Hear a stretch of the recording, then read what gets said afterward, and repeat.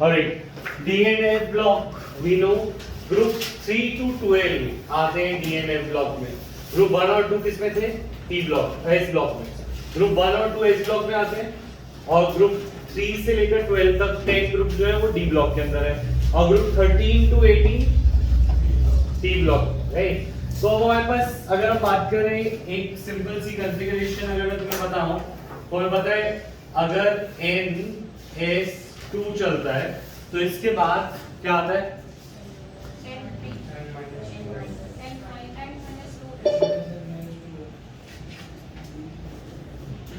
NS2 के बाद आता है N-2F 1 to 14 फिर आता है N-1D 1 to 10 और NP 1 to 6.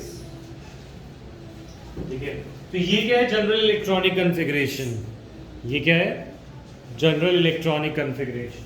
General electronic configuration का मतलब है अगर 4F को एग्जिस्ट करना है, किसको एग्जिस्ट करना है 4F को, तो अगर N-2 4 होगा तो N क्या होगा 6, तो 6 से इसके बाद 4F आएगा.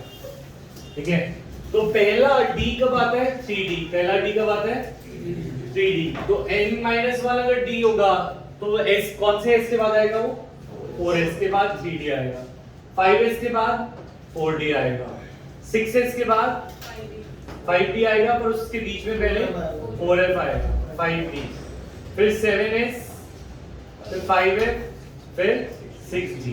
कुछ ऐसा दिखेगा हमारा इनर ट्रांजिशन मेटल्स और ट्रांजिशन मेटल्स का कॉन्फ़िगरेशन. हमेशा 4S के बाद 3D, 5S के बाद 4D ऐसे रहेगा. ये वाली बात क्लियर है. अच्छा, अब अगर हम बात करें यहाँ पर सारे के सारे इनर ट्रांजिशन मेटल्स कहलाते हैं 4F सीरीज एंड 5F को बोलते हैं ट्रांजिशन में इनर ट्रांजिशन मेटल. क्या बोलते हैं इनर. और जो 3D और 4D सीरीज है उनको बोलते हैं ट्रांजिशन मेटल. उनको क्या बोलते हैं ट्रांजिशन मेटल. तो ट्रांजिशन मेटल और मौजूद ऊपर अगर हम बात करें 3D series cadmium to zinc जाती है, 4D सीरीज वाइटर्बियम टू कैडमियम जाती है और 5D series lanthanum to mercury जाती है. तो आखिरी वाला जो एलिमेंट होता है उसको ट्रांजिशन कंसीडर नहीं करते. तो कौन सा एलिमेंट 3D का जो ट्रांजिशन नहीं है जिंक, और 4D का कैडमियम और 5D का mercury. They are not considered transition metal क्योंकि ट्रांजिशन मेटल होने के लिए एक कंडीशन जरूरी है. वो कंडीशन क्या है a transition element is the one which has incompletely filled the orbital in its ground state or in any of the oxidation state. या तो ground state में वो incompletely fill हो या किसी oxidation state में. excited state भी लिख सकते हैं. तो point is this कि जो zinc है, zinc की configuration होती है 4s2 3d10 या फिर 4s2 3d10. ठीक है. अच्छा, जिंक का जो आयन होता है वो Zn2+ होता है. तो Zn2+ में जब भी इलेक्ट्रॉन निकलता है तो पहले किससे निकलता है S से. तो पहले S के 2 इलेक्ट्रॉन निकाल दिए तो 4S क्या हो गया 0, पर 3D क्या रहा 10. तो क्या d ऑर्बिटल क्या इसकी ग्राउंड स्टेट में ये इनकम्प्लीटली फिल है? नहीं. क्या इसकी एक्साइटेड स्टेट में इनकम्प्लीटली फिल है? नहीं. तो क्या जिंक एक ट्रांजिशन मेटल कहलाएगा? नहीं. तो ये अनकम्प्लीटली फिल होना इतना जरूरी क्यों है कि हम उनको अलग बोलते हैं ट्रांजिशन वालों को और जिंक कैडमियम मर्क्यूरी को अलग पढ़ेंगे? इसका रीजन ये है जब अनपेयर्ड इलेक्ट्रॉन्स आते हैं, जब इनकम्प्लीटली फिल होता है तो हमारे पास अनपेयर्ड इलेक्ट्रॉन्स आते हैं. क्या आते हैं अनपेयर्ड इलेक्ट्रॉन. और अनपेयर्ड इलेक्ट्रॉन्स ट्रांजिशन मेटल्स की बहुत सारी प्रॉपर्टीज को कंट्रोल करते हैं, जैसे मेटालिक बॉन्डिंग, जैसे मेटालिक बॉन्डिंग से सारे, उसके अलावा melting point, boiling point, atomicity, oxidation state. The oxidation state भी इलेक्ट्रॉन से कंपेयर होती है. और व्हाट अबाउट आयनाइजेशन एंथैल्पी, वो भी सारा इलेक्ट्रॉन से ही गवर्न होती है. अनपेयर्ड इलेक्ट्रॉन होते हैं तो F7 F14 F0 D5 D10 D0. और तीसरी बात ऑक्सीडेशन रिडक्शन पोटेंशियल भी इलेक्ट्रॉन से ही गवर्न होता है. तो इन अदर वर्ड्स जिनके अंदर अनपेयर्ड इलेक्ट्रॉन ज्यादा होंगे उनके अंदर मेटालिक बॉन्डिंग स्ट्रांग होगी. कौन सी बॉन्डिंग स्ट्रांग होगी? और वो ज्यादा स्ट्रांग होते हैं. तो zinc is not a strong metal, it is kind of like a soft metal. Zinc जो है ज्यादा इतना हार्ड मेटल नहीं है. क्यों नहीं है? क्योंकि उसके पास अनपेयर्ड इलेक्ट्रॉन नहीं है. दैट मींस वो ट्रांजिशन मेटल नहीं है. क्लियर है ये पॉइंट? पर मरकरी हो, कोबाल्ट हो, मरकरी मेल्सन भी या लिक्विड होता है, मरकरी क्या होता है, लिक्विड। तो लिक्विड क्यों रहता है, क्वेश्चन आ जाए, why is mercury liquid while others are solid? No unpaired electron, no metallic bonding नहीं होती इतनी स्ट्रांग। क्लियर है भाई? तो ये वाली बात सबको क्लियर है ऑनलाइन, यस और नो? यस, आवाज आ रही है online? Naman? Yes sir, yes sir. ठीक है, नेक्स्ट। तो हम शुरू करते हैं ट्रांजिशन मेटल्स, ठीक है? तो D block occupies middle section, transition metal इन्हें बोला जाता है बिकॉज़ देयर पोजीशन। अच्छा, why are they called transition? मतलब ट्रांजिशन वर्ड का क्या रीजन है? क्योंकि ये एस ब्लॉक और पी ब्लॉक के मेटल्स के बीच में एक ट्रांजिशन बनाते हैं। मतलब एस ब्लॉक के मेटल जो बहुत ज्यादा रिएक्टिव है, लिथियम, सोडियम, पोटेशियम, और बहुत ज्यादा मेटालिक है, और पी ब्लॉक का मेटल जैसे एल्युमिनियम, ठीक है? एल्युमिनियम जो है वो पी ब्लॉक का मेटल है। तो इन दोनों के बीच की जो प्रॉपर्टीज है वो ट्रांजिशन मेटल दिखाते हैं, तो इसीलिए ये वर्ड ट्रांजिशन यूज किया जाता है। क्लियर है भाई? अच्छा, अब अगर हम बात करें fourth row 3D 4D 5D, तो चलो हमें पता है, पर 6D अभी तक कंप्लीट नहीं हुई है, क्योंकि अभी कुछ एलिमेंट्स हम मिल रहे हैं और सिर्फ लैब में कुछ ही सेकंड्स के लिए बनते हैं। तो ऑल्दो उनको सिंथेसाइज किया गया होगा, पर उनकी प्रॉपर्टी पढ़ना बहुत मुश्किल होता है। क्लियर है भाई? रेडियो एक्टिव भी होते हैं।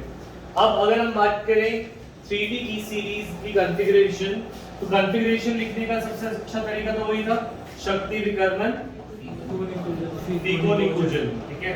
शक्ति विकर्मन फिकोनिकुजन।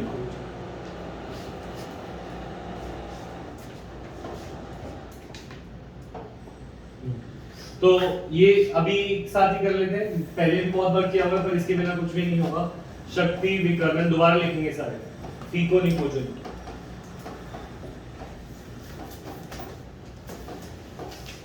ठीक है, शक्ति विकर्मन फिकोनिकुजन में हम ये याद रखेंगे कि 21 एटॉमिक नंबर है Hc और 30 है Za, ठीक है? 21 से लेकर चलते जाएंगे तो 22, 23, 24,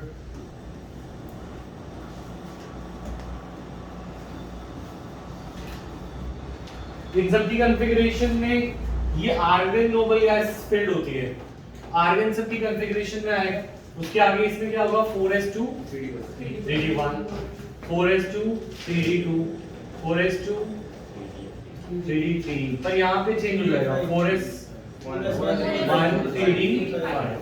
क्रोमियम एक्सेप्शनल कॉन्फ़िगरेशन है क्योंकि हाफ फिल्ड होती है, ठीक है? अच्छा, manganese 4s2 3d5, 3d6, 3d7, 3d8, 3d9, फिर 4s1 3d10, 3D8 होगा ना? निकल 3d8, ठीक है? तो अब बात ये आ रही है, जैसे हम ये लिखा है सबने, मैं अभी आ रहा हूँ कॉपी में देखने, ठीक है? तुम्हें पता है, तुमने बहुत बार लिखा है, तुम्हें याद भी होगा, फिर भी लिखना है, ठीक है? अच्छा, अगर हम ऑक्सीडेशन स्टेट की बात करें तो स्कैंडियम +3 दिखाता है। क्या दिखाता है? क्यों? क्योंकि वो 2 इलेक्ट्रॉन 4s के छोड़ देता है और 1 इलेक्ट्रॉन किसका छोड़ देता है? 1 का। तो ये नोबल गैस कॉन्फ़िगरेशन में आ जाता है। तो स्कैंडियम +3 सबसे ज्यादा स्टेबल रहता है। स्कैंडियम +1 में भी नहीं रहता, +2 में भी ज्यादा नहीं रहता, +3 में रहता है, ठीक है? अच्छा, क्योंकि एक लूज करने से क्या होगा, 4s1 3d1 क्या स्टेबल है? 4s2 3d1 स्टेबल है? 4s तीनों ही निकल जाए तो नोबल गैस में, ठीक है? एक तरह से ये भी एक्सेप्शन। हाँ, और अच्छा, पर एक्सेप्शनल नहीं हुआ, ये तो ऑक्सीडेशन स्टेट्स की बात हो रही है कि वो एक इलेक्ट्रॉन निकलेगा तो उससे कुछ फायदा नहीं है, उसकी स्टेबिलिटी कॉन्फ़िगरेशन नहीं आ रही, 2 निकलेगा तो भी नहीं आ रही, तीनों निकलने पे वो स्टेबल हो जाता है। तो ये कौन सा ऑक्सीडेशन स्टेट दिखाता है? +3। अच्छा, titanium on the other hand उसका है 4s2 3d2, वो 2 निकाल के 3d2 में रह सकता है और 4 निकाल के +4 में रह सकता है, ठीक है? +4 में वो नोबल गैस में आ जाए, ठीक है? जो वैनेडियम है वो 2 लूज करके +1 में रह सकता, +3 में 3d3 में रह सकता है, और पर वो +3 सही है, ऑक्सीडेशन नंबर है ना? ऑक्सीडेशन +5 में तो रहता ही है वैनेडियम। जो हाईएस्ट ऑक्सीडेशन स्टेट है वो s और d के इलेक्ट्रॉन, अनपेड इलेक्ट्रॉन ऐड करके आता है। वैनेडियम किस में रहेगा? +5 में मैक्सिमम।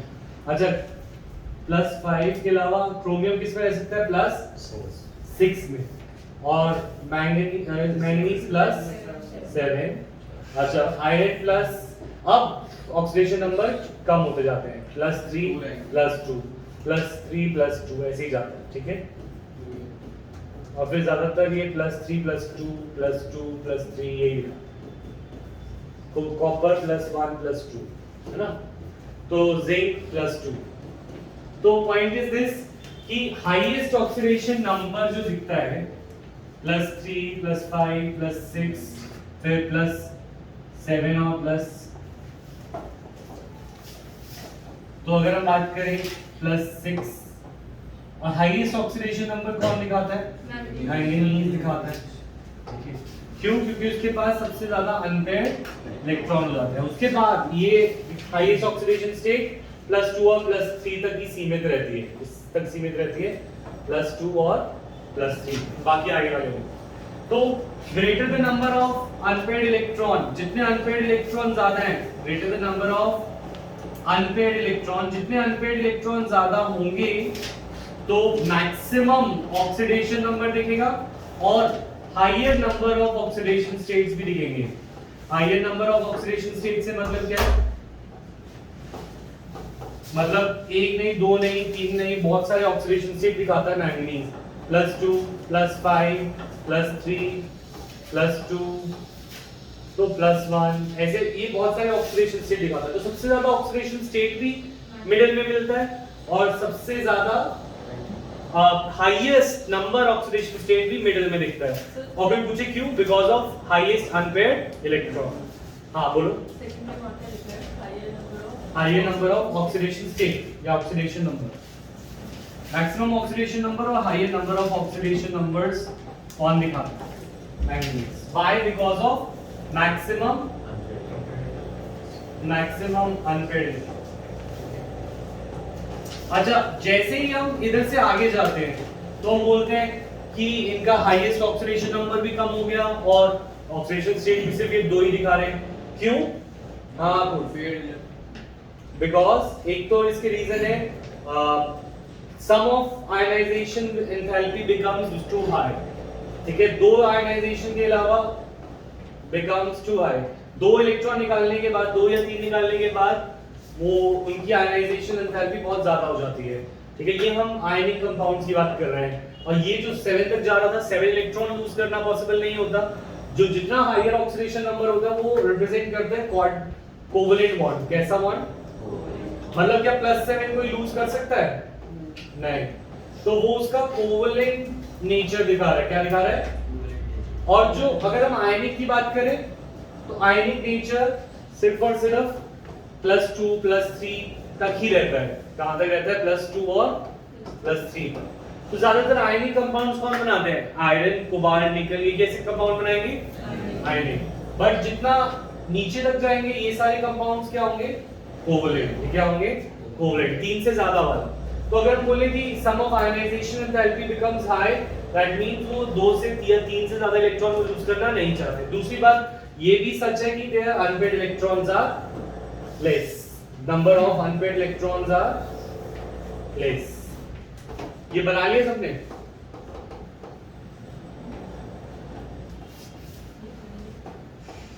हाँ, जो आपने राइट में लिखा वो आयनिक नेचर के लिए लिखा है। ये +2 +3 जो है ये सारे +1 +2 +3 आयनिक कंपाउंड होते हैं। हाँ। सर वेनेडियम +2 क्यों आता है? 3D1 में तो स्टेबल नहीं होता। 3D3 होगा ना उसका, 4s से निकलेगा ना दो, तो और तो 3D1 बचेगा। 3D3 बचेगा, 4s2 निकलेगा ना, 4s2 3D3 बचेगा ना। तो इसमें 3D को डिस्टर्ब नहीं किया पर s खाली हो गया। नोट कर लिया? दिखाओ मुझे। सर प्लस देखो सर, ठीक पढ़ता हूँ अभी तो याद हो गई, क्योंकि सब कुछ दिमाग में याद रहता है ना। चलो हाँ बोलो, क्या करते हैं आज? +3 में तो 3D2 हो जाएगा। +3 में 3D2 तो वो तो स्टेबल नहीं है। 3D2 भी स्टेबल नहीं है। वही नहीं दिख रहा, +2 और +3 नहीं दिखाता होगा, वो चेक करते हैं। वेनेडियम कौन सी ऑक्सीडेशन स्टेट दिखा रहा है? ऊपर नीचे आ गया।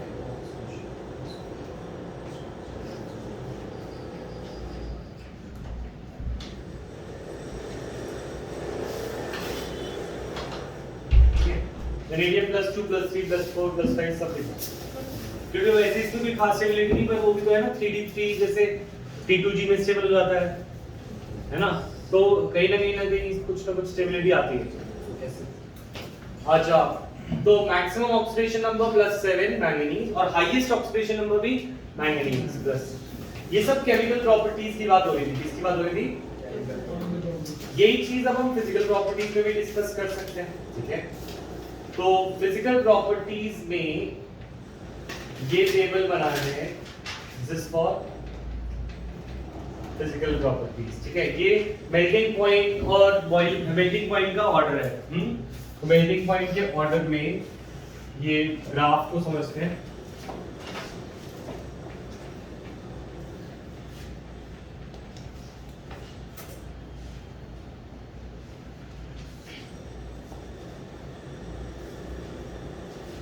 ये जो हमने किया ये सारी केमिकल प्रॉपर्टी थी, क्योंकि ऑक्सीडेशन नंबर किसमें है?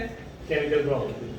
अब हम लेके लुक एट फिजिकल प्रॉपर्टी। तो physical chemical properties governed by unpaired electron, yes और नो, है ना। और physical properties are also governed by unpaired electron.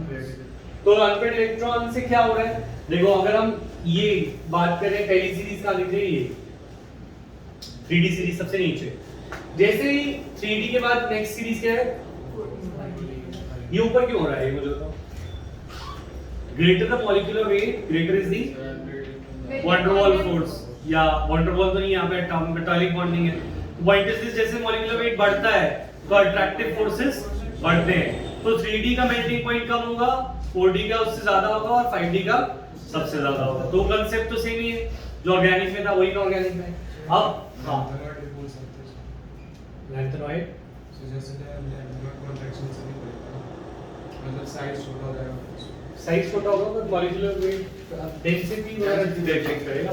हां, और ये मेल्टिंग पॉइंट देख रहे हैं ना, तो अट्रैक्टिव फोर्सेस ही बोलेंगे जब मेल्टिंग पॉइंट बॉइलिंग पॉइंट की बात करें। तो अगर हम बात करें, फिर से चले, और 3D 1 था, फिर 3D 2 था, ठीक है, 3D 3, 3D 4 नहीं होता, 3D 3 की जगह क्या आता है? 3D 5।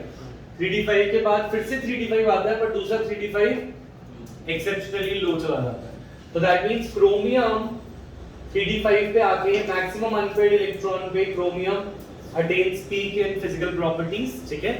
और मैंगनीज जो है वो एक्सेप्शन दिखाता है। वैसे अब ऐसे जाना चाहिए था, ऐसे नीचे जाना चाहिए था, यहाँ पे आना चाहिए था मैंगनीज, क्योंकि इसके अंदर 4s1 3D 5 है।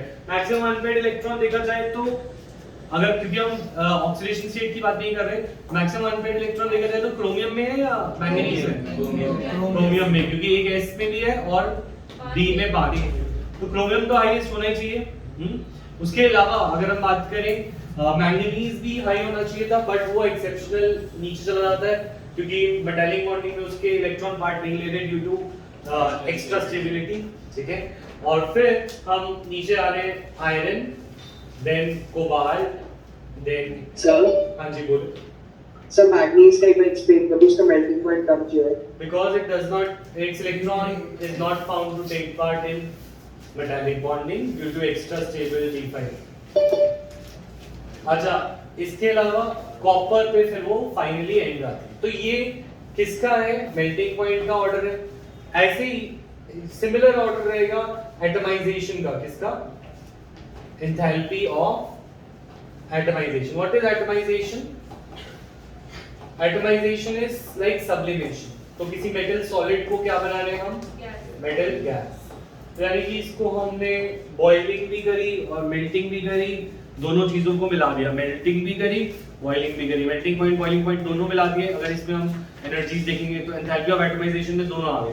तो दोनों में enthalpy of atomisation attains peak at chromium, ठीक है। Manganese shows a depth. Similarly एक और टेक्नीशियम भी ऐसे दिखाता है, जैसे मैंगनीज का है वैसे किसका है? टेक्नीशियम का।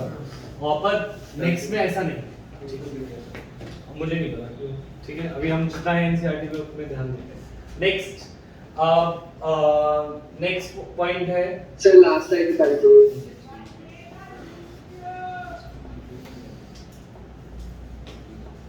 जल्दी से नोट कर लें।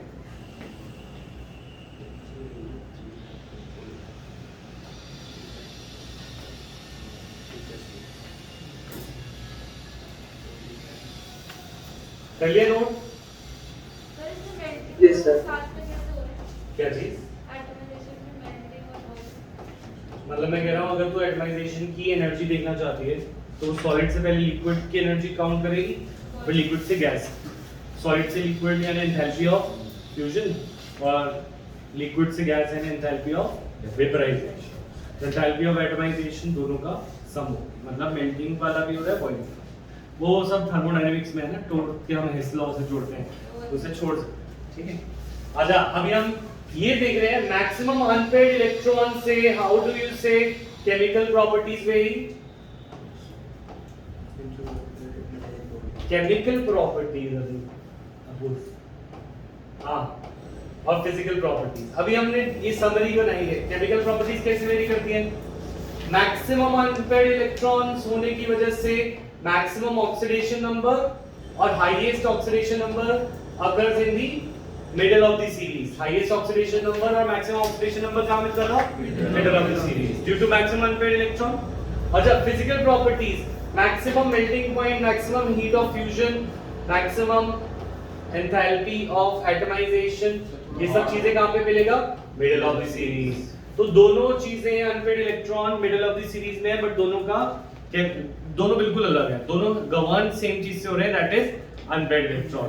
तो कौन ऐसा नहीं होगा, कौन ऐसा एलिमेंट होगा that will be less volatile, मतलब मोर वॉलेटाइल, वॉलेटाइल मतलब जल्दी से गैस बन जाए, सॉफ्ट, वो कौन होंगे? और कम ऑक्सीडेशन नंबर निकालने वाले होगा जिंक, कैडमियम और mercury, because their unpaired electrons are too less.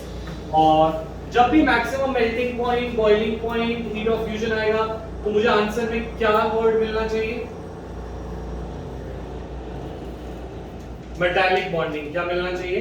अगर तुमने मेटालिक बॉन्डिंग नहीं लिखा तो आंसर नहीं मिलेगा, आंसर में नंबर। आगे बढ़ सकते हैं,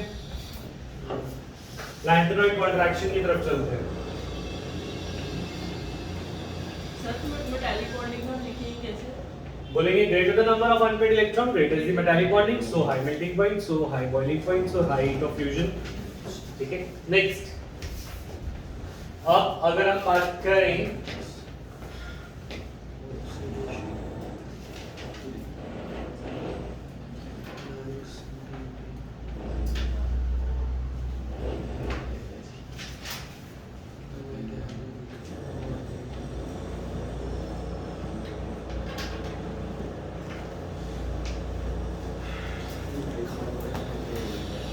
अच्छा क्वेश्चन नंबर 1 बनाओ।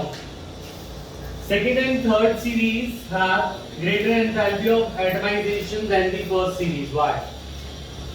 Question number 1 लिखो जल्दी से, कॉपी में क्वेश्चन लिखो why, या बुक पे मार्क करो why।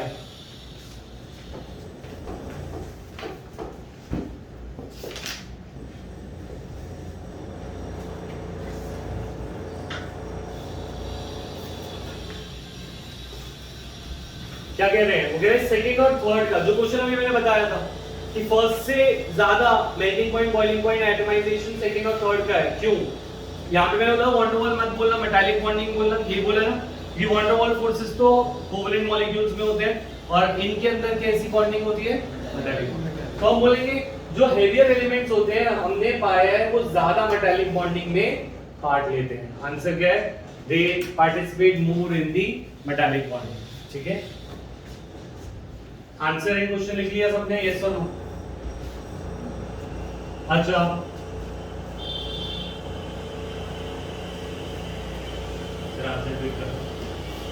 तो आंसर है this is because there is occurrence of much more frequent metal bonding in the heavier transition metal. ये क्वेश्चन 1 और ये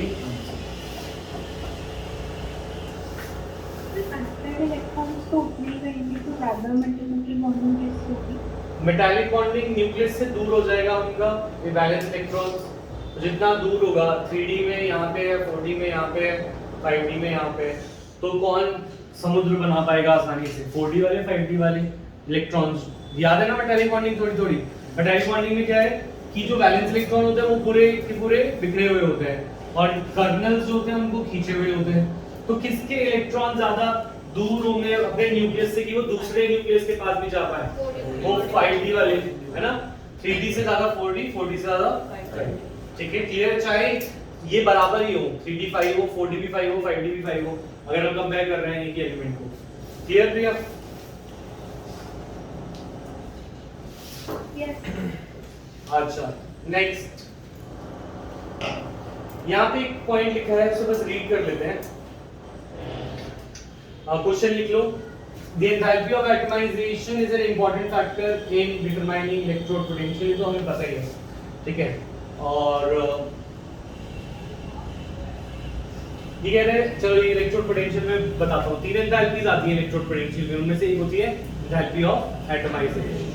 फिर जिसकी एंथैल्पी ऑफ एटमाइजेशन हाई होती है वो नोबल होते हैं। नोबल माने बहुत अच्छे, या क्या होता है नोबल का? इनर्ट। क्या मतलब होता है? इनर्ट। ठीक है, नेक्स्ट। अच्छा, फिर आते हैं वेरिएशन इन साइजेस पे।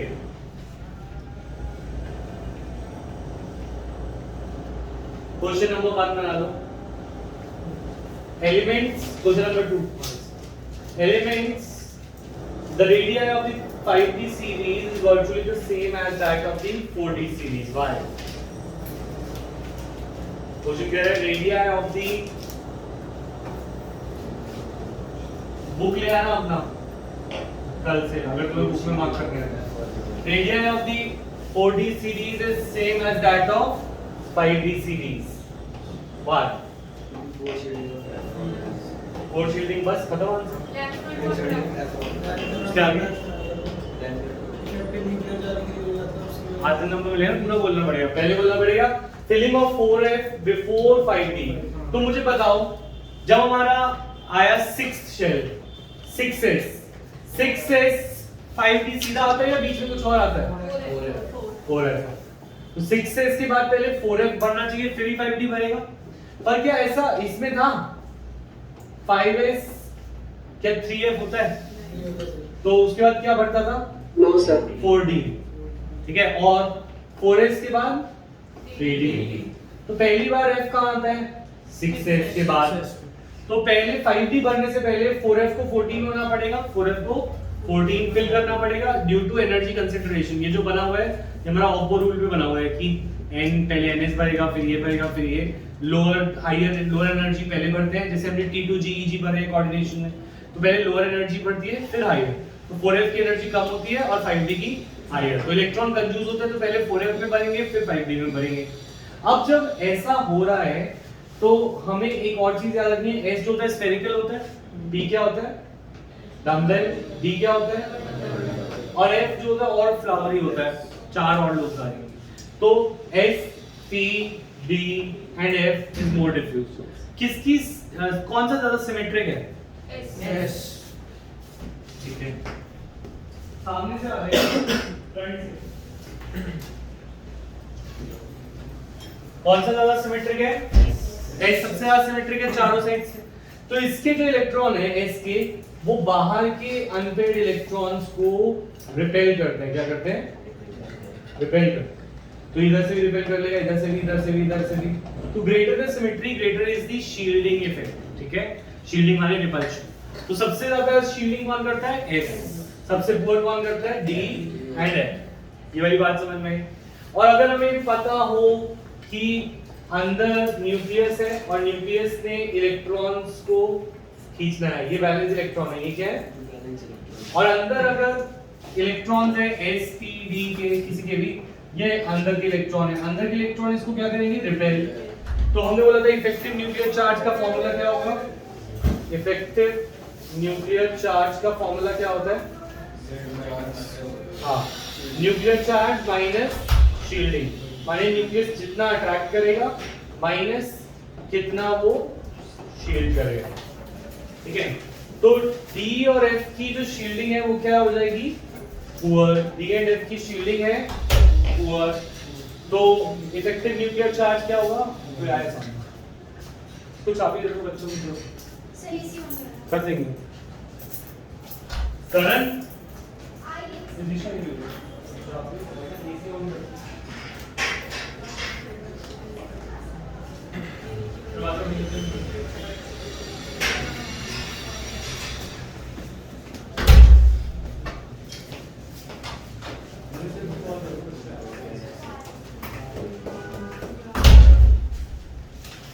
तो इफेक्टिव न्यूक्लियर चार्ज, शील्डिंग कम होती है तो न्यूक्लियर चार्ज बढ़ता है। तो शील्डिंग सबसे ज्यादा कौन करता है? S।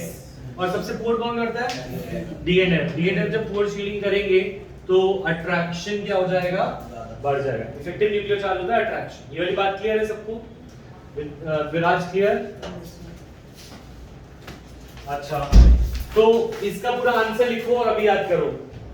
This phenomena is associated with, यहां से शुरू करो, इंटरवेंशन भी छोड़ दो, इसको लिखो filling of 4F before 5D, ठीक है?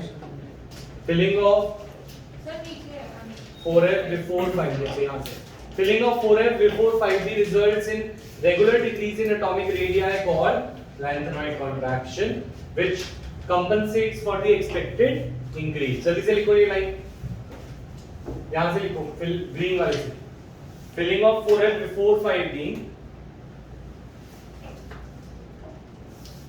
देखो ये सब चीजें मेहनत इसलिए जरूरी है, अब तुमको तो समझ नहीं आ रही, तुम्हें तो समझ आ रही है कि लिखना इसलिए जरूरी है क्योंकि पेपर में जाके सब कुछ सोचना नहीं है हमें। जब हमने लिखा होगा तो हम पेपर में जल्दी करेंगे। अपूर्व जैसे बच्चों से जो सोचते हैं कि हम सब दिमाग में रख लें और वहां पे जाएं और सोचेंगे और फिर लिखेंगे, तो से एक बार रिपीट कर दो। चाहे वो जितना भी दिमाग चला ले पर वो नंबर नहीं ले पाएगा अगर वो लिखेगा नहीं। ठीक है, तो radius of third series is same as that of 5th series. क्यों? Due to poor shielding. अभी मैं एक्सप्लेन कर रहा हूं, पहले ही लिखो, पहले लाइन लिखो, मैं दोबारा एक्सप्लेन कर रहा हूं। अब कुछ पूछा सर ये वाला सेम है, सही सेम है, पर याद करो, लिखो एक बार। Filling of 4F before 5D results in regular decrease in the atomic radii called lanthanoid contraction, which compensates for the expected increase,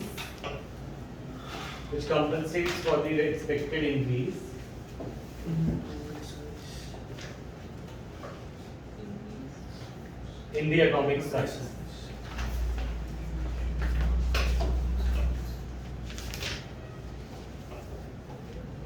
Argon 6s2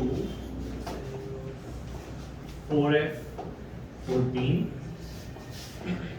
5D 10, सब 5D 1 to 10। ठीक है, तो न्यूक्लियस के सबसे पास होता है S। कौन सा होता है? S। पर ये इलेक्ट्रॉनिक कॉन्फ़िगरेशन लिखने का तरीका है। एक्चुअल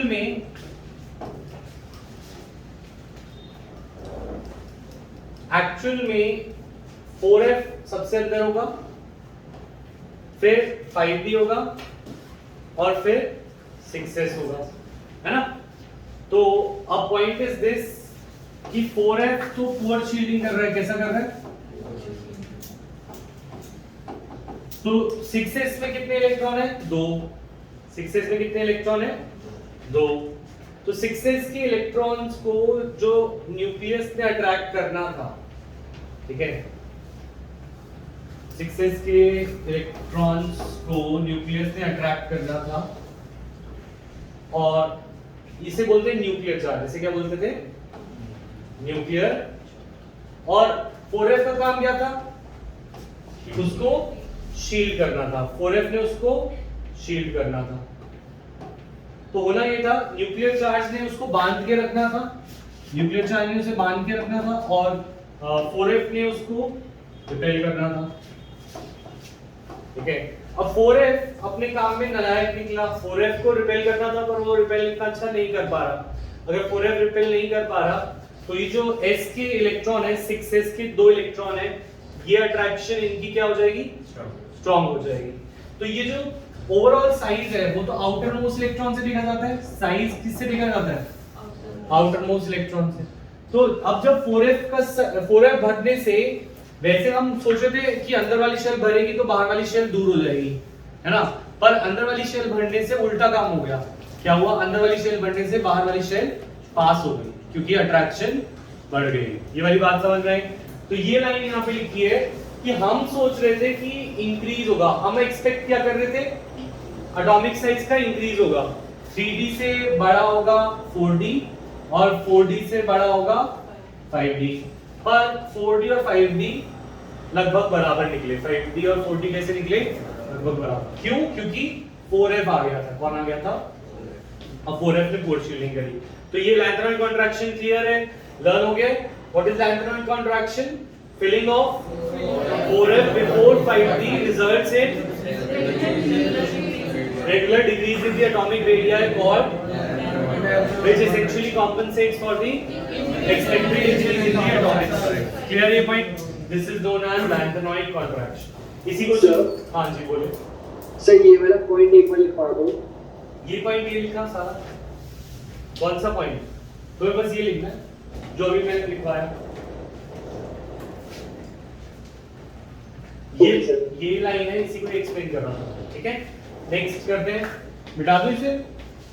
क्वेश्चन इसको दूसरे तरीके से भी पूछा जा सकता है, क्या, जिक्रोनियम और हैफ्नियम का साइज सिमिलर क्यों है। जिक्रोनियम और हैफ्नियम का साइज सिमिलर क्यों है, क्योंकि एक 4D में और दूसरा 5D में। तो same reason, lanthanoid contraction, filling of 4F before 5D results in regular. तो क्वेश्चन लिख लो, क्वेश्चन नंबर 3 बना लिया। Why is zirconium and hafnium almost similar in size?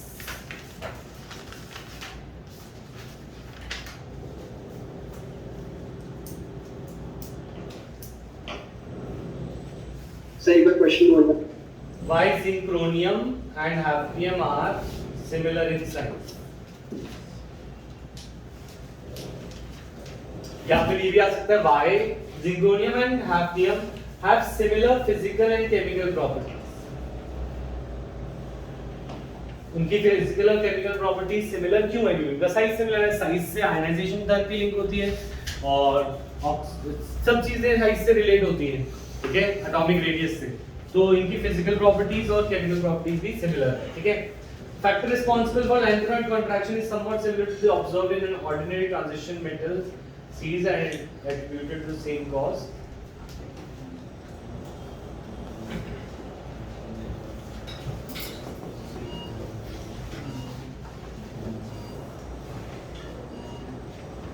ठीक है, अच्छा इधर देखते हैं। अक्रॉस द पीरियड जाते हुए डेंसिटी का क्या होता है, टाइटेनियम से कॉपर में डेंसिटी का क्या रोल है। टाइटेनियम से डेंसिटी जाते हुए डेंसिटी बढ़ती है, ठीक है, व्हाई, क्योंकि मास बढ़ रहा है। जैसे हम टाइटेनियम से कॉपर की तरफ जा रहे हैं और एटॉमिक नंबर बढ़ रहा है तो मास बढ़ रहा है, हाँ या ना। तो अक्रॉस द पीरियड मास बढ़ रहा है और लैंथेनॉइड कॉन्ट्रैक्शन की वजह से रेगुलरली साइज क्या हो रहा है, साइज डिक्रीज। तो मास बढ़ रहा है और वॉल्यूम कम हो रही है, तो दोनों की वजह से डेंसिटी पे क्या इफेक्ट आएगा, क्योंकि मास बढ़ेगा तो भी डेंसिटी बढ़ती है और वॉल्यूम कम होगा तो भी डेंसिटी बढ़ेगी। तो इनमें डेंसिटी का बहुत ज्यादा इंक्रीज दिखता है टाइटेनियम से लेके कॉपर तक। क्वेश्चन नंबर 3 बना लिया, why density increases in a regular manner. तो इसमें लैंथेनॉइड को मेंशन करोगे, बोलो बोलो इसका आंसर यही है ना, किसका, ऊपर वाले क्वेश्चन। ऊपर वाले का आंसर तो ऊपर ही था, लैंथेनॉइड कॉन्ट्रैक्शन जो पिछले वाले क्वेश्चन का लिखा। नहीं प्रॉब्लम जिंक वाला है, तो वाई जिंक में सिमिलर है। जिंक्रोनियम एंड हैफ्नियम, उसका पीछे वाला क्वेश्चन का आंसर वही था। ये नया क्वेश्चन है। क्वेश्चन है why density increases in a regular manner in PD series. तो इसमें तुम लैंथेनॉइड कॉन्ट्रैक्शन ऐड करने के बाद ये लाइन लिख दोगे, ठीक है, क्लियर है point. Regular manner in D series, B में लैंथेनॉइड कॉन्ट्रैक्शन होगा 4 5D में तो होता है। अच्छा, और दूसरी बात, लैंथेनॉइड कॉन्ट्रैक्शन एक और चीज को बोलते हैं, देखो, the factor responsible for lanthanide contraction is somewhat similar to that observed in the ordinary transition series. Ordinary माने जो 3D और 4D है ना, हम 5D की बात नहीं कर रहे। तो एक और चीज को lanthanide contraction बोलते हैं, दो चीजों को बोलते हैं एक जैसी कंफ्यूजिंग नेम। तो पॉइंट इज दिस कि हर एक ऑर्बिटल में जब इलेक्ट्रॉन फिल होता है, जैसे D में एक इलेक्ट्रॉन भरा, D में 1, फिर D में कितने भरे 2, D में 3, जैसे D भरता है, जैसे F भरता है, तो डी में जब बढ़ते जाएंगे इलेक्ट्रॉन बढ़ते जाएंगे तो इससे क्या होता है, एक मैंने अभी तक ये बताया कि शील्डिंग जो है अंदर वाला इनर शेल करता है, पर उसका अपना भाई भी उसे रिपेल करता है। माने D1 के बाद जो D2 में इलेक्ट्रॉन आएगा तो D1 वाला भी D2 वाले को क्या करेगा, रिपेल करता है। तो D1 D2 D3 जैसे बढ़ते जाएंगे तो इसमें शील्डिंग क्या होगी, इंक्रीज या डिक्रीज? शील्डिंग इंक्रीज होगी, क्योंकि D1 जैसे D बढ़ता जाएगा तो आने वाले इलेक्ट्रॉन को वो क्या करते जाएंगे, रिपेल करते रहेंगे, या फिर जो आउटर मोस्ट को रिपेल करेंगे। तो कह रहे हैं जो लैंथेरोइड कॉन्ट्रैक्शन होता है वो बिल्कुल सिमिलर है जो ऑर्डिनरी सीरीज में होता है, 3D में भी होता है, 4D में भी होता है। D का अपना D को भी रिपेल करता है, F का अपना F को भी रिपेल करता है। तो यहाँ पे पॉइंट ये कह रहे हैं कि पर जो 4F की शील्डिंग होती है, 4F का अपना इलेक्ट्रॉन अपने इलेक्ट्रॉन को कम रिपेल करता है एज कंपेयर टू D का अपना D के अपने इलेक्ट्रॉन को। इसलिए ये बात मैंने स्किप कर दी क्योंकि कंफ्यूजिंग है अभी के लिए और बोर्ड के लिए इंपॉर्टेंट नहीं है। अभी सिर्फ और सिर्फ हम बोर्ड वाली चीजों पे फोकस कर रहे हैं, तो इस पे ज्यादा दिमाग में आने की जरूरत नहीं है। पर मैं ये कह रहा हूँ कि जो मेटालिक रेडिया डिक्रीज हो रहा है, तो वहां से इसमें लैंथेरोइड मत लिखो, क्योंकि अगर हम 3D की बात कर रहे हैं तो वो बिल्कुल सही कह रहे हैं कि अभी लैंथेरोइड वाली मेंशन करने की जरूरत नहीं है। पर अक्रॉस द पीरियड तो साइज डिक्रीज होता है, तो जो ऑर्डिनरी होता है, जो लैंथेरोइड कॉन्ट्रैक्शन में हो रहा है, वो भी बिल्कुल सिमिलर टू दैट ही है, पर वो एटॉमिक साइज लिख दो पर लैंथेरोइड मत, ठीक है? क्लियर है पॉइंट? तो तुम ये लिख दो कि across the period size decreases और across the period mass increases, so density increases. Clear है पॉइंट? अच्छा नेक्स्ट बिठा दो।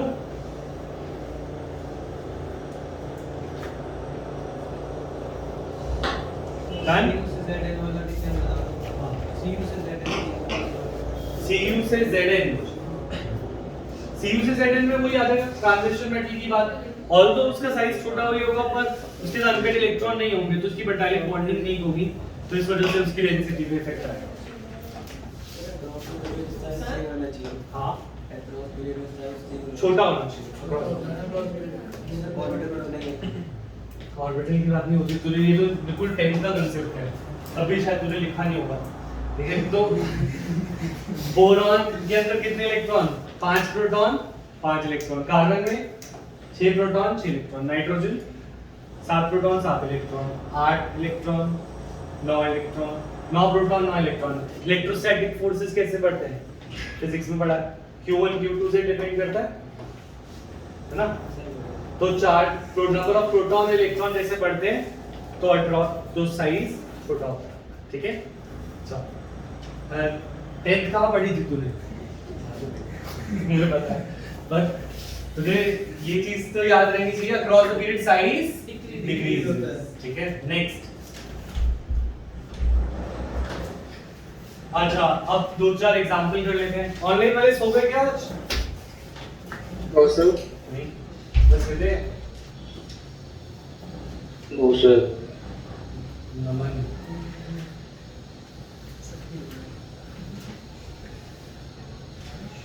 Sir, value.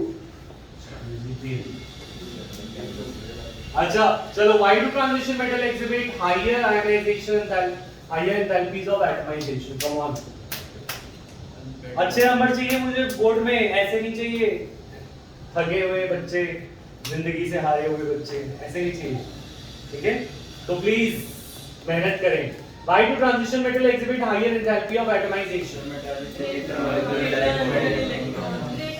हाँ, बॉइलिंग पॉइंट, मेल्टिंग पॉइंट आए, कोई भी फिजिकल प्रॉपर्टी बढ़ रही हो तो किससे बढ़ेगी? और अगर वर्ड मेटालिक बॉन्डिंग मिल गया तो नंबर मिल गया, वहीं पे ठीक है, लिखवाया था ना हमने, अनपेड इलेक्ट्रॉन मेटालिक बॉन्डिंग, दो चीजें, ठीक है?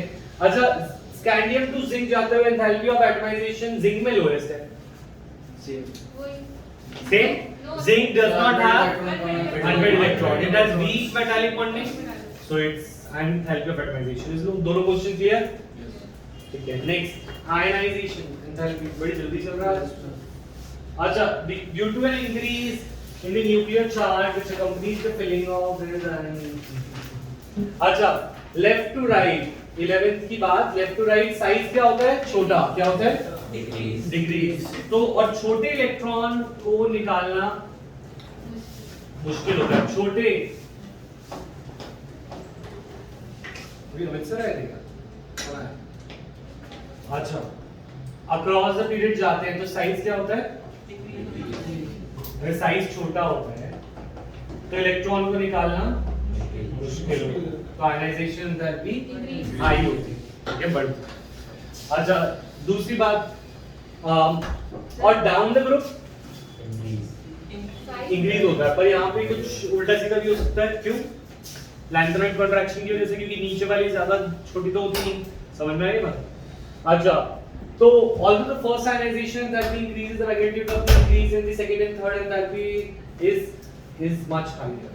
तो ये क्या कह रहा है? Although the first ionization enthalpy generally increases, the magnitude of the increase in the second and third ionization enthalpies for the successive element is much higher. तो कह रहा है, वैसे तो इतनी इंपॉर्टेंट बात नहीं है, पॉइंट ये कह रहा है कि आयनाइजेशन एंथैल्पी बढ़नी चाहिए। फर्स्ट आयनाइजेशन एंथैल्पी माने एक इलेक्ट्रॉन को निकालने की एनर्जी, जैसे m से एक इलेक्ट्रॉन निकाला तो ये कौन सी एंथैल्पी लगी? फर्स्ट, और दूसरा निकाला तो सेकंड, और तीसरा निकाला तो थर्ड, ठीक है। तो कह रहे हैं अक्रॉस द पीरियड सारी एंथैल्पीज क्या होनी चाहिए? इंक्रीज होनी चाहिए। फर्स्ट आयनाइजेशन एंथैल्पी भी इंक्रीज होनी चाहिए, सेकंड आयनाइजेशन भी इंक्रीज होनी चाहिए अक्रॉस द पीरियड। फर्स्ट को फर्स्ट से कंपेयर करेंगे, सेकंड को सेकंड से कंपेयर करेंगे, और थर्ड को थर्ड से कंपेयर करेंगे, ठीक है। तो point is this, first ionisation को फर्स्ट से कंपेयर कर रहे हैं, सेकंड को सेकंड से। तो कह रहे हैं फर्स्ट को जब हम कंपेयर करते हैं तो एक एलिमेंट से दूसरा एलिमेंट बढ़ता है, पर इतना ज्यादा है। सेकंड को सेकंड से कंपेयर करते हैं तो थोड़ा और बढ़ता है, और थर्ड को थर्ड से करते हैं तो और ज्यादा बढ़ता है। तो इसका रीजन ये है कि जैसे जैसे हम अक्रॉस द पीरियड जाते हैं, तो अगर 4s2 दो इलेक्ट्रॉन निकल गए, कौन से निकल गए?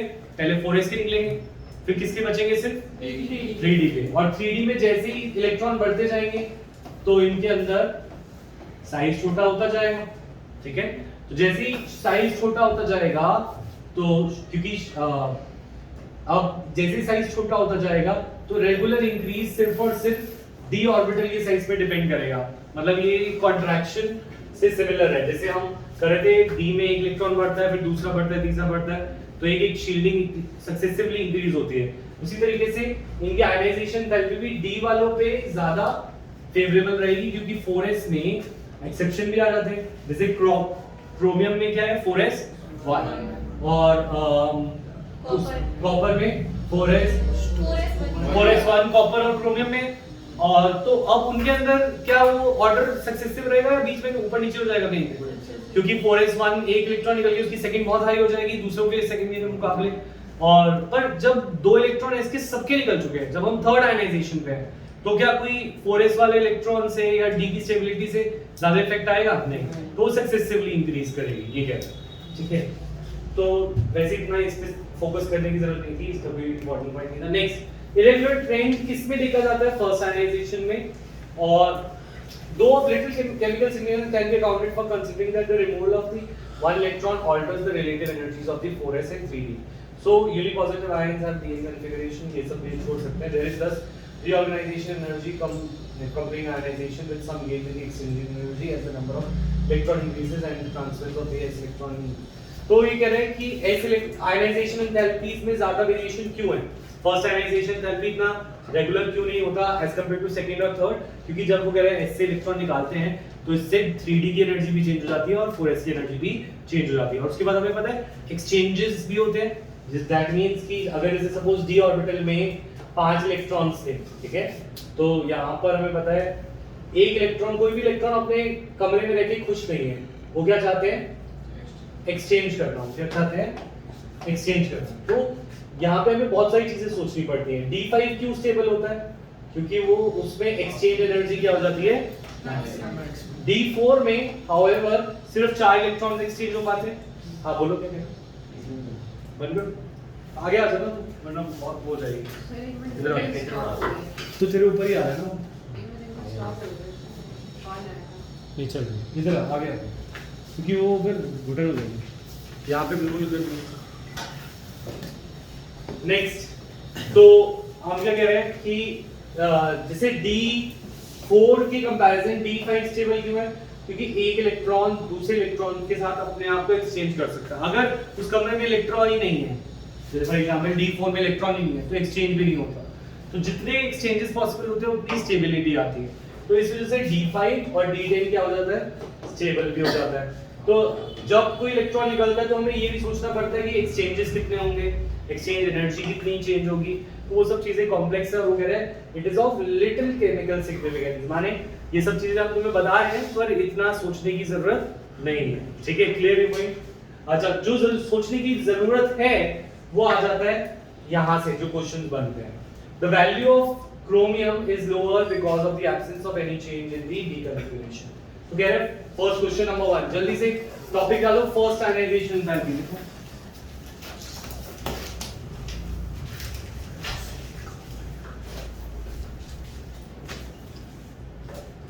कह रहे फर्स्ट आयनाइजेशन, तो हम सबके अलग अलग क्वेश्चन बनाएंगे, फर्स्ट आयनाइजेशन के, सेकंड आयनाइजेशन के, थर्ड आयनाइजेशन।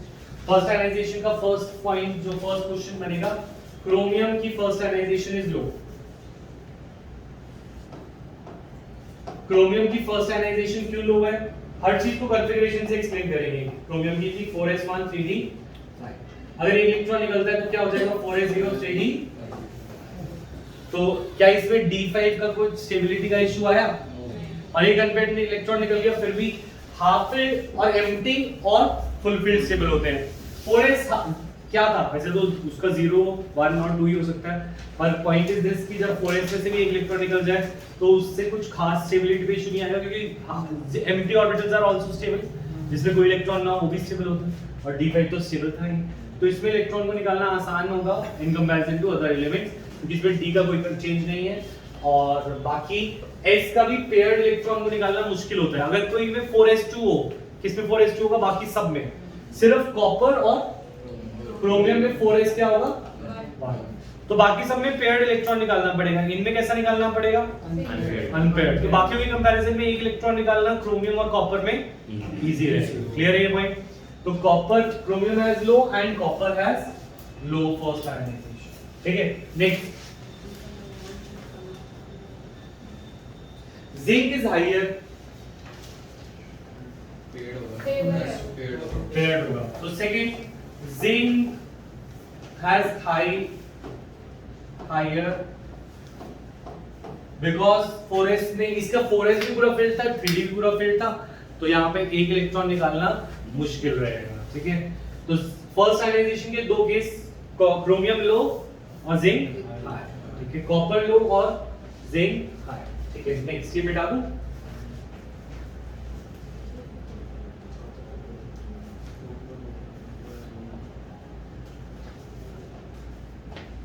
लिख लो 4s2 3d10 2, कौन सी चेंज पे आ रहे हैं, 4s1 3d10, मिटा दूं। सर हम इसमें वर्ड्स में लिखना होगा कि ऐसे लिख के लिखना होगा? ये तो लिखना ही लिखना होगा, कॉन्फ़िगरेशन तो बनानी होगी, और आर्गन सबके आगे जाना है, आर्गन नहीं लगाओगे तो भी नंबर कटेगा, उसके अलावा एक लाइन भी लिख दोगे वो भी चलेगा। आर्गन 4s2 लिखिए। आंसर में क्या लिखेंगे?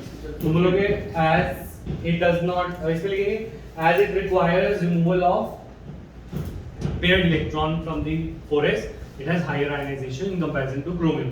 जब भी क्वेश्चन आएगा किसी के कंपैरिजन में आएगा, the chromium is low but copper has high, तुम बोलोगे chromium has unpaired electron in the 4s which is easier to remove as compared to zinc which has paired electron and it is difficult। clear है भाई?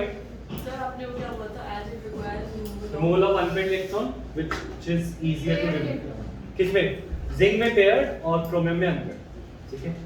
Next मिटा दूं,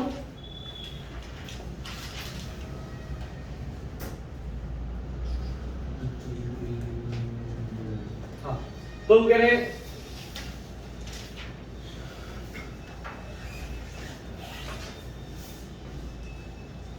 second ionization की बात करने लग गए अचानक से, ठीक है। और सेकेंड आयनाइजेशन अभी इनकी अलग अलग हेडिंग बना रखी, तो मैंने नोट्स बनाई थी, इसलिए होनी चाहिए नहीं है, चलो फिर हमें खुद ही बनाना। तो सेकेंड आयनाइजेशन, अब हेडिंग डालो, अब हम किसकी बात कर रहे हैं, सेकेंड आयनाइजेशन। सेकेंड आयनाइजेशन में क्रोमियम एंड कॉपर का अगर दो इलेक्ट्रॉन निकाल दिए जाएं तो वो D5 और D10 में होते हैं, किसमें होते हैं, D5 और D10 में। तो दैट मीन अगर उनसे एक इलेक्ट्रॉन निकाल दिया जाए तो वो D4 और D9 में उनकी एक्सचेंज एनर्जी लूज हो जाएगी। क्या लूज हो जाएगी, एक्सचेंज एनर्जी, क्योंकि 5 डब्बे थे, जैसे फॉर एग्जांपल देखो D5 में कितने एक्सचेंजेस, ये अगर D के सारे रूम्स खुले हुए हैं 1 2 3 4, तो अगर D4 है तो वो कितने एक्सचेंजेस पॉसिबल कर सकता है ये वाला इलेक्ट्रॉन? 1 2 3 ही कर सकता है, ठीक है, इन सब के साथ एक्सचेंज होता है। पर अगर वो 5 में आए तो ये कितने एक्सचेंजेस हैं? 4। जितना एक्सचेंज कर पाते हैं वो उतना खुश रहते हैं, स्टेबल रहते हैं, क्योंकि एनर्जी लूज करना ही इस दुनिया का नियम है। तो पॉइंट इज दिस कि अगर इलेक्ट्रॉन को लूज करने के लिए D5 मिलता है तो वो स्टेबल होता है एक्सचेंज एनर्जी की वजह से। ऐसी D10 की बात करें तो D10 में अब जो लोअर, जो नेगेटिव स्पिन वाला है वो नेगेटिव स्पिन वाले के साथ करेगा और पॉजिटिव स्पिन वाला पॉजिटिव वालों के साथ करेगा। अगर वो D9 आ गया तो D9 में जो नेगेटिव वाले है उसकी एक की स्पिन जो है वो दूसरे के साथ एक्सचेंज नहीं कर पाएगा। समझ में आ रही है बात? तो D9 में भी लॉस ऑफ एनर्जी होगा, एक्सचेंज एनर्जी, और D4 में भी एक्सचेंज एनर्जी लूज हो जाएगी। तो why copper, अच्छा, why chromium has high or low? High second ionization। तो आयनाइजेशन एंथैल्पी क्यों है क्रोमियम की हाई? क्योंकि वो जाएगा 4s1 4s0 3d5 से किस में जाएगा? 3d4 में, विद लॉस ऑफ, एक तो हाँ यहाँ पे तो कुछ अच्छा रीजन दे रखा है, हाफ फील्ड सिमेट्री के अलावा इन्होंने जो लिखा है वो भी लिखेंगे, ठीक है। तो हम दो चीजें लिखेंगे, एक तो हाफ फील्ड इज डिस्टर्ब, वैसे हाफ फील्ड के अंदर ऑलरेडी एक्सचेंज एनर्जी इंक्लूडेड होता है, बट हम लिख देंगे सेवन से आगे लिखा है तो इसमें एक्सचेंज एनर्जी क्या हो जाएगी? एक्सचेंज एनर्जी लूज हो जाएगी, जितना एक्सचेंज एनर्जी पहले जाती उससे कम जाएगी, ठीक है। तो why second ionization of chromium is high? Because half field is disturbed, half field symmetry is disturbed, and second there is loss of considerable exchange energy, exchange energy भी lose हो जाती है। सेम क्वेश्चन कॉपर का बना सकते हो? हाँ बोलो। देखो अभी मैंने बताया, अगर हम बात कर रहे हैं 4 इलेक्ट्रॉन्स अलग डब्बे में है, ठीक है, और एक बॉक्स खाली है, तो ये कितने के साथ एक्सचेंज कर सकता है? 1 2 3, तो एक्सचेंज एनर्जी ये 3 की दिखा रहा है, पर अगर 5 होते तो वो 4 की दिखा रहा है। अगर एक इलेक्ट्रॉन निकल गया, अगर एक इलेक्ट्रॉन निकल गया D5 से और D4 हो गया, तो उसकी एक एक्सचेंज अब हट गया, तो एक्सचेंज एनर्जी क्या होगी? कम होगी, तो स्टेबिलिटी कम होगी। क्लियर है भाई? तो फर्स्ट पॉइंट लिखा है हाफ फील्ड क्या है? Half field symmetry is disturbed, and secondly there is loss of exchange energy. Clear everyone? Next, same copper, और इस पे क्या बनाओगे? कॉपर से कॉपर 2 प्लस, नहीं कॉपर प्लस से कॉपर 2 प्लस से कॉपर 3 प्लस की बात होगी। यहाँ पे किसकी बात होगी?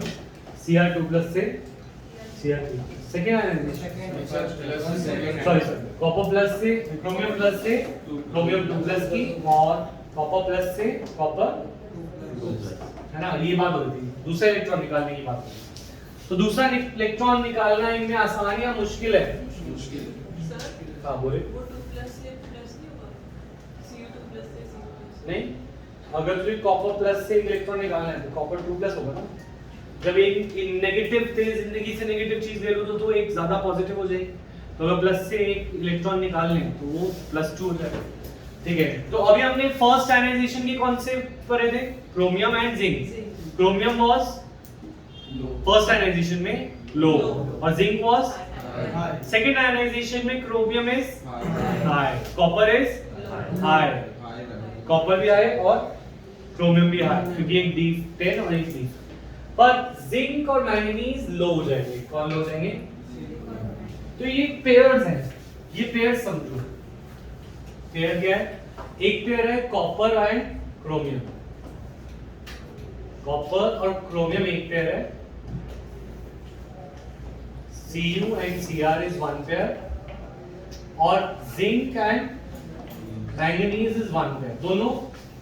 दोनों एक जैसे बिहेव करते हैं, कॉपर और क्रोमियम एक जैसे बिहेव करते हैं, और जिंक और मैंगनीज।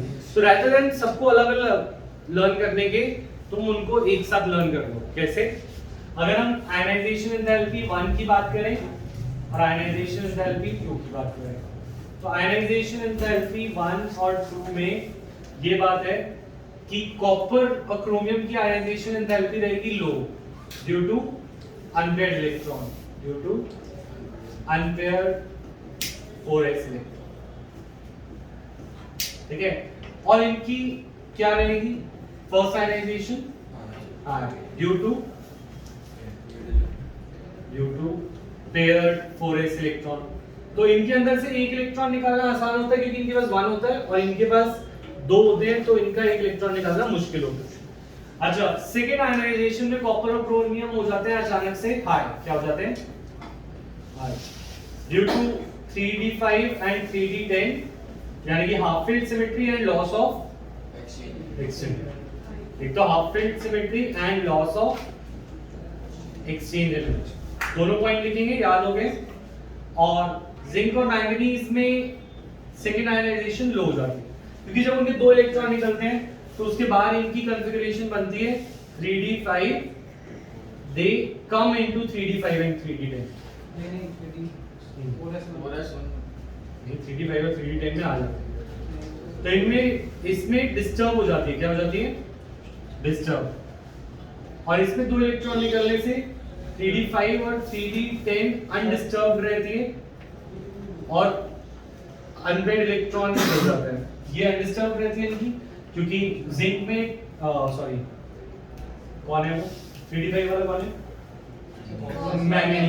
मैंगनीज में 3d5 एज इट इज रहेगा और जिंक में 3d10 एज इट इज रहेगा, अनडिस्टर्ब्ड रहेगा। अनपेयर्ड 4s इलेक्ट्रॉन निकल जाता है। कौन निकल जाता है?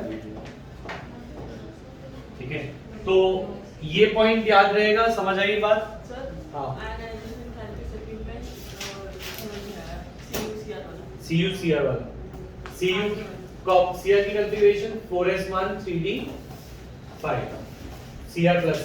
इससे एक इलेक्ट्रॉन निकालना आसान है या मुश्किल? ये देखिए तो क्यों मुश्किल? सर कि अनपेयर्ड इलेक्ट्रॉन्स को निकालना आसान होता है मुश्किल? आसान। तो ये Cr2 प्लस की कॉन्फ़िगरेशन में अनपेयर्ड निकल गया और ये तो फर्स्ट है, ये क्या है?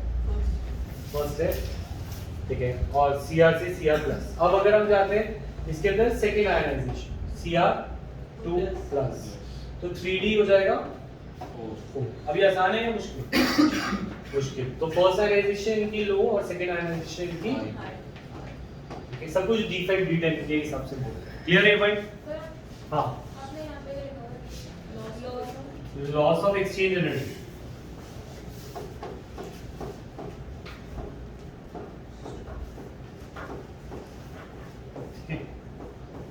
समझ आ रहे सबको या बस हो गई है? अच्छा, नेक्स्ट बस ये खत्म कर लो आयनाइजेशन थेरेपीज। अच्छा, अगर हम बात करें D5 और D10 के अलावा आयरन का केस देखते हैं। किसका देखते हैं? तो नेक्स्ट क्वेश्चन इज, ये बिटा दो।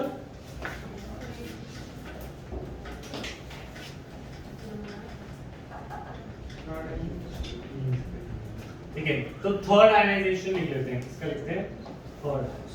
थर्ड आयनाइजेशन में सिर्फ आयरन का केस है।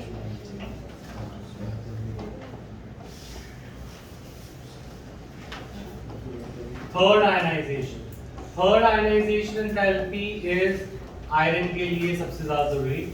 आयरन की कॉन्फ़िगरेशन थी 4s2 3d। आयरन जब 4Fe+1 में आता तो कोई खास बात नहीं होती, पर Fe सिर्फ 2+ से 3+ में खास बात है, यानी कि 3d6 से 3d5 में। अगर d6 से d5 आ रहा है, इसकी थर्ड आयनाइजेशन लो या हाई? लो है। अच्छा, तो एक ये चीज है, क्लियर है? Third ionisation. फर्स्ट में कौन कौन से केसेस थे? 2, कॉपर और जिंक में, ठीक है। और सेकेंड आयनाइजेशन में 4 केसेस थे। कॉपर और क्रोमियम की लो हो जाती है या हाई? हाई। और जिंक और मैंगनीज की लो। थर्ड में एक केस है आयरन Fe3+ में स्टेबल।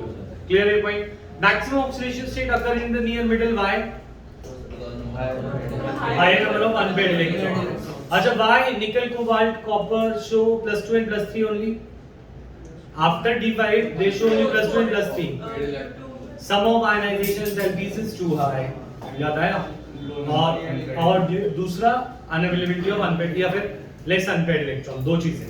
अच्छा, which shows highest enthalpy of atomization, melting point, boiling point?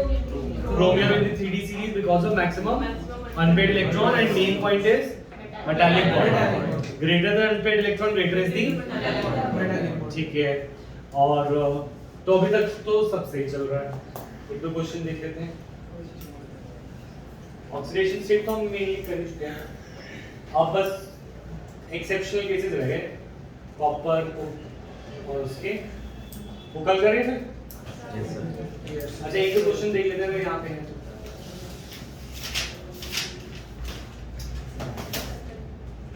Diet से